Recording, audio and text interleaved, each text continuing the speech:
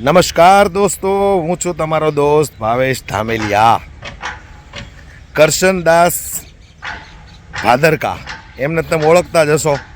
આમ આદમી પાર્ટીમાં હતા ત્યારે એવા ગળા ફાડી ફાડીને ભાષણ કરતા કે આપણને એમ થાય કે સારું આ નસું બસું કાંઈક ક્યાંય ન થાય.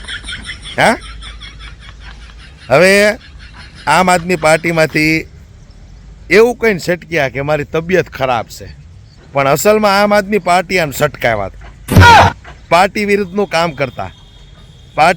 કામ કરતા અને ભાઈને ગઠબંધન કરીને ધારાસભ્ય બનવું હતું ને ગઠબંધન પાછું કોંગ્રેસ હારે કરવું હતું, એવી કંઈક મને વાત જાણવા મળી હતી. પણ ખેર જે હોય એ પાર્ટીએ સટકાવ્યા, કારણ કે પાર્ટી વિરુદ્ધનું જે કામ કરતા હોય એ આમ આદમી પાર્ટીમાં હાલે જ નહીં.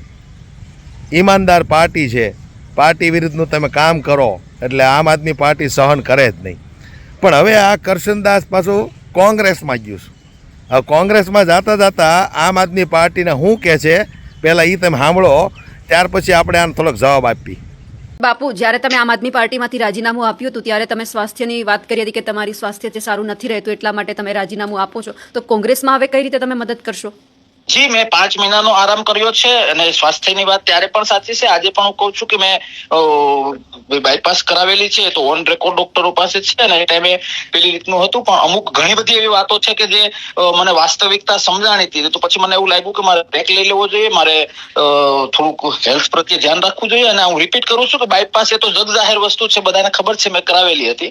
પણ જાગ્યા ત્યારથી સવાર અમુક બાબતો, અમુક ભૂલો જ્યારે સમજાય ત્યારે પાછું વળી જવું જોઈએ. અને મેં તો એનએસયુ વખતથી કોંગ્રેસમાં કામ પણ કરેલું છે, એટલે એ કોઈ ચિંતાનું કારણ નથી. પણ જે વાસ્તવિકતા સાંભળેલી કે વાંચેલી નહીં, ખુદે અનુભવેલી, નજર સામે જોયેલી વાત હું ગુજરાત અને દેશ સામે લઈ જાય અને લોકોને વાસ્તવિકતા તરફ, કોંગ્રેસ તરફ પ્રયાણ કરવા માટે પૂરા પ્રયત્ન કરીશ. જી, તમે વાત કરી કે તમે એનએસયુઆઈ સાથે સંકળાયેલા હતા, તો પછી આમ આદમી પાર્ટીમાં જોડાવા પાછળનું કારણ શું હતું?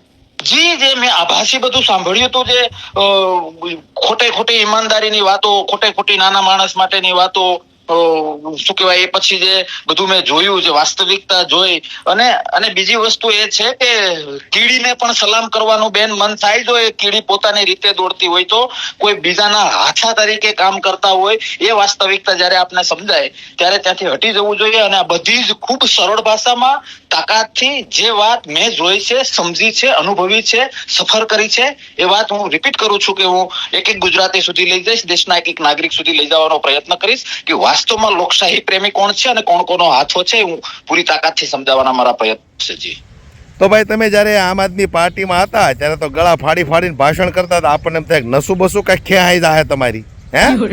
બહુ ભાજપને ગાળું દેતા હતા, મન ફાવે એમ ભાષણ કરતા હતા.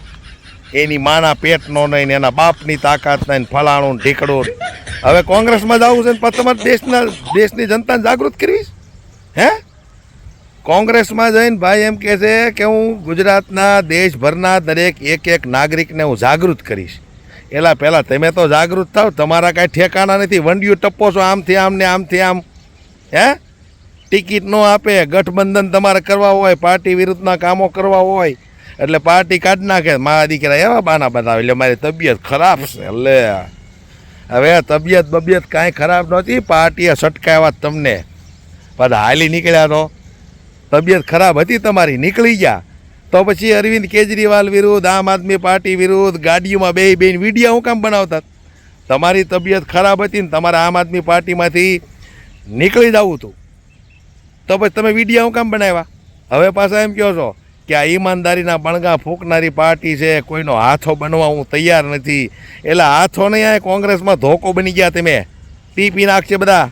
હાલી હું નીકળ્યા છો, મન ફાવે એમ તમે કૂદકા મારો ને પાછા વળી હોશિયારીઓ મારો છો.